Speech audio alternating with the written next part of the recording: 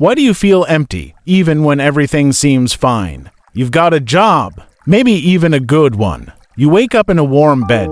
There's food in your fridge, maybe a few people who care. You've checked all the boxes life told you to check. But at night when it's just you and your thoughts, you feel it. That sinking void in your chest. That quiet ache you can't explain. Like something essential is missing. And you've probably asked yourself, what's wrong with me? The answer might not be what you think. It's not just burnout. It's not just some chemical imbalance. It's not even just trauma. It's something deeper, older. A psychological demon hidden beneath the surface of your success. And it's quietly been shaping your entire relationship with money, purpose, and self-worth.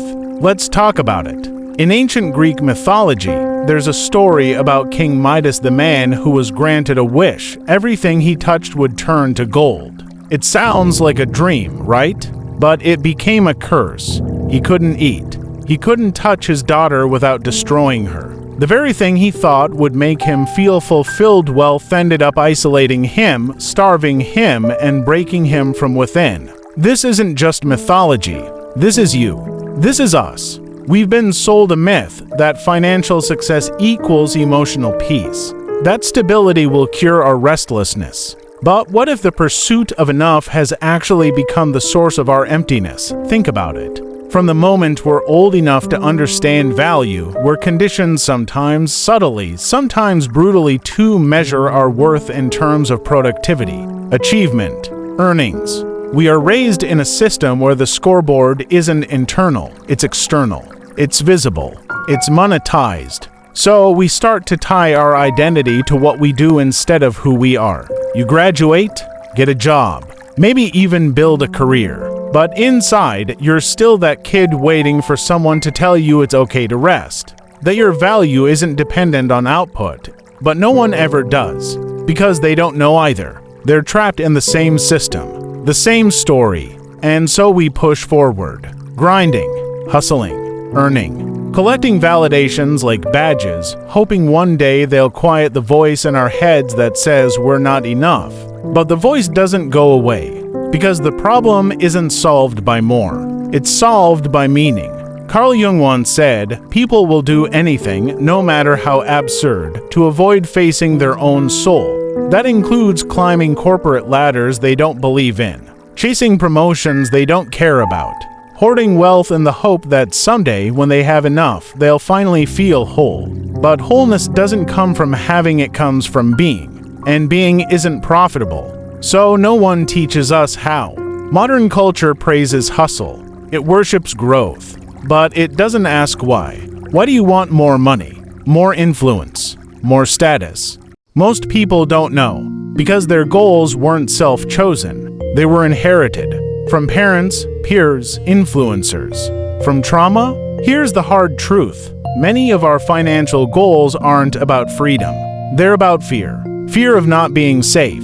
Fear of being left behind. Fear of being invisible. And behind that fear, shame. The quiet belief that unless we're exceptional, we're worthless. It's this emotional parasite, this demon that feeds off our insecurities and tells us you'll be happy when you hit 6 figures, when you buy the house, when you retire early. But the moment you arrive, the finish line moves, and the emptiness returns. Because the goal was never about money. It was about trying to fill a hole that money can't touch.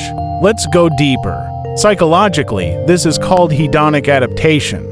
The idea that no matter how much you achieve, your brain quickly returns to a baseline. What once felt extraordinary becomes normal. Your nervous system resets, and suddenly, the thing you thought would save you feels ordinary. Empty? You need the next high. That's not ambition, that's addiction, and society rewards it. We glamorize overwork. We celebrate self-neglect disguised as dedication. But we rarely ask at what cost we sacrifice rest, relationships, reflection. We lose track of what we even enjoy. Because when survival becomes performance, life becomes a stage and your authenticity, the first casualty. This is the quiet despair of modern life. You can have everything you ever wanted and still feel hollow. Because no one taught you how to sit with yourself. to find value in stillness, to find home in your own mind. And when that emptiness catches up to you, we call it a midlife crisis. But it's not a crisis, it's a reckoning. A reckoning with the truth that you've been running not towards something but away from pain, from vulnerability, from the terrifying possibility that maybe you don't know who you are without the chase. Viktor Frankl, a Holocaust survivor and psychiatrist, once wrote, "When a person can't find a deep sense of meaning, they distract themselves with pleasure." In our case, the distraction is work, consumption, social comparison. You scroll past photos of success, of luxury, of perfection, and you wonder, why not me? But you're comparing your internal chaos to someone else's highlight reel. And in the process, you forget that peace isn't loud. It's quiet. It doesn't come with applause. Look closer and you'll see it. The people who seem the most together are often the ones running from something they can't name. The executive drowning in anxiety. The influencer battling imposter syndrome. The friend who's always too busy to slow down. Busyness is often just a shield protection from feeling. Yet, this isn't about demonizing ambition. It's about untangling it. Because not all hunger is healthy. Some of it is trauma wearing a suit. Some of it is a wounded child trying to earn love through achievement. So ask yourself, what am I really chasing? What part of me believes I have to earn rest, safety, love? Because until you face that part, no amount of money will ever be enough. You'll just keep upgrading your cage. Here's something nobody tells you. Peace doesn't feel productive. It feels boring at first. Empty?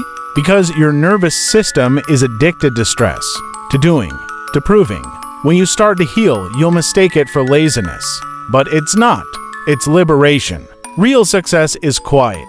It doesn't need to broadcast itself. It feels like alignment, like clarity, like waking up without dread, like liking yourself even when no one's watching. That's the work. Not getting rich, but getting real. With your pain, your past, your patterns. You are not broken because you feel empty. You're human. You were just taught to seek validation instead of understanding, productivity instead of presence, status instead of selfhood. But the good news, you can unlearn it. You can rewrite the story. You can question the narrative. You can choose depth over distraction, meaning over metrics. You can sit with the emptiness and listen, because inside that silence, something beautiful waits. Something true, not another goal, but a remembering of who you were before the world told you who to be. If this message resonated with you, take a moment to reflect. What are you chasing? And more importantly, why? If you found value in this video, help others find it too. Like, subscribe, and share your thoughts in the comments. What's your demon? And what would it mean to finally face it? Until next time, stay curious, stay honest, stay human.